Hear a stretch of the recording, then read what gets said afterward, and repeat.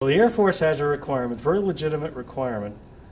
It says that the canopy, the windscreen, has to withstand a strike by a 4-pound chicken at a given speed. Now, the spec still says at Vmax, but that's not possible. So it's usually modified and tailored, and they'll require a speed of 400 miles an hour, 350 miles an hour. Something that's close to a climb-out speed or a letdown speed, where you're passing through that region of the atmosphere where there are birds. And you can't design for it. I mean, you can design for it, but you don't know whether your design makes any sense. So you test for it, and it's done in all countries. I'm surprised that we don't get bad publicity about it, because the chicken does have to be alive. You do give them chloroform. Put them in a plastic bag, load them in a compressed air cannon, and fire them at your canopy and windscreen. How many chickens do they go through a day? Is it just?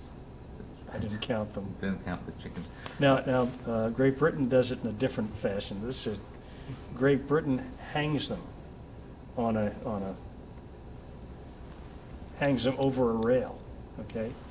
Puts the canopy on the rail and fires it into the chicken.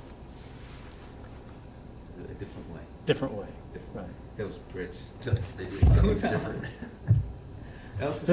It's no laughing matter. No, You know, it's no laughing matter. we have lost people due to a bird penetrating the canopy of the windscreen. Tell us about that. Well, it didn't happen in the case of the YF-23, but one of the early astronauts, the T-38 is used by the astronauts. They have a fleet of T-38s, an airplane that we made.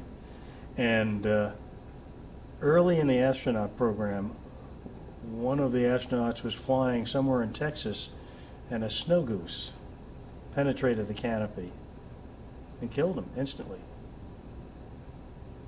Bum deal. So it's danger. The danger of birds, flying birds, is always there. Yeah, it's real. Yeah. So you have to come up with some way, and you can visualize. I mean, a canopy is this, wraparound thing you look through. Has to have perfect optics. It has all these requirements. Has to operate at certain temperatures, very high and very low. And now you have to make sure that a bird doesn't go through it. And you don't want to make it too thick, because one, it weighs a ton. Two, it's more difficult to keep the optics clear.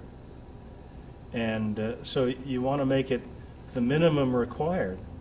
And what usually determines that is the bird strike.